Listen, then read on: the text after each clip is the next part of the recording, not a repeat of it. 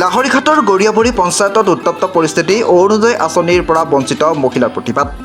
লাহৰীঘাট উন্নয়ন খণ্ডৰ অন্তৰ্গত গৰিয়াবৰী গাঁও পঞ্চায়তত আজি ১ শতাধিক চিৰৰোগীয়া, বিকলাংগ, বিধৱা আৰু দৰিদ্ৰ সীমাৰেখাৰ তলৰ শ্ৰেণীৰ লোকসকলে অৰুণোদয় আঁচনিৰ তালিকাৰ পৰা বঞ্চিত হোৱাত পঞ্চায়তৰ কাৰ্যালয়ৰ চৌহদত তীব্ৰ প্ৰতিবাদ সাব্যস্ত কৰে। ইতিমধ্যে অৰুণোদয় আঁচনিৰ হিতাধিকাৰী বাছনি কৰাৰ বাবে প্ৰশাসনে স্থানীয় সমাজসেৱক লোকসকলক দায়িত্ব দিছিল যদিও কিছুমান দালাল শ্ৰেণীৰ লোকসকলে এই বাছনি কমিটিত সোমোৱাত ধনৰ বিনিময়ত ধনী লোকসকলক এই আঁচনিৰ তালিকাত অন্তৰ্ভুক্ত কৰিছে বুলি অভিযোগ উত্থাপন কৰিছে।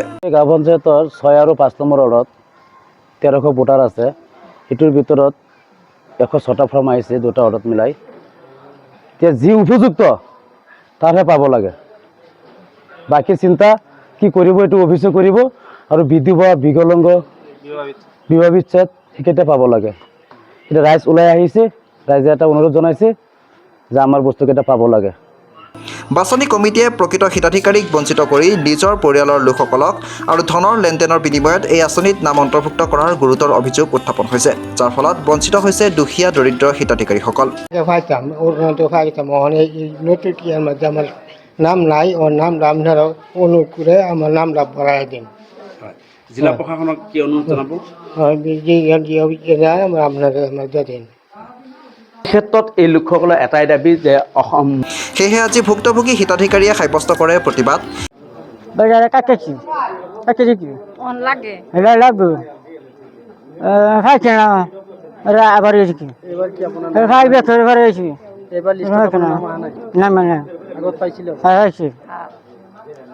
ইফালে অৰুণোদয় আঁচনিৰ তালিকাৰ পৰা বঞ্চিত হোৱা মহিলাসকলক এই আঁচনিত নাম অন্তৰ্ভুক্ত কৰিবলৈ সংবাদ মাধ্যমৰ যোগেদি মুখ্যমন্ত্ৰীক অনুৰোধ কৰিছে।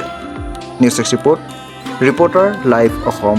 তোমরা কে লিগাইছো, কে তোমরা ডাকছি ডাকছো না, তোর ঘর বড় মানুষ তারা ডাকছি মাইনুল আমার এবার দমটা দিছে, তার বেডিও কসুত মারানি গরুড বাদেশকা দরমাইরাতো তান্ডা রান্নার তো অনুরোধ জানাই, এটা আমরা লাগবো। 15 বছর ধরে আমি এটা অরুণোদয় দিয়ে আমি চলতাছি মানুষের কাম করে জীবন ফালতাছি। সরকার অপারেশন করতে বসার কারণে অনুরোধ জানাই, আমরা এটা লাগবো, অরুণোদয় লাগবো। যারা জানতেছে আমরা ব্যক্তি বিধবা নামটি করতে দিছে, আর যারা জামাই আছে তারা অরুণোদয় বানায় দিছে। হ্যাঁ, আমরা তারা অরুণোদয় বানায় দিছে।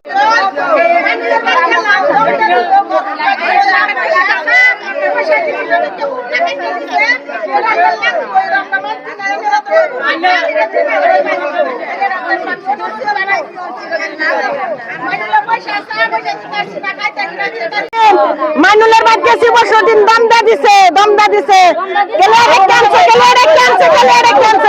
আমি তাগরে ডাকছি তারা আম লাগবো। Reporter live.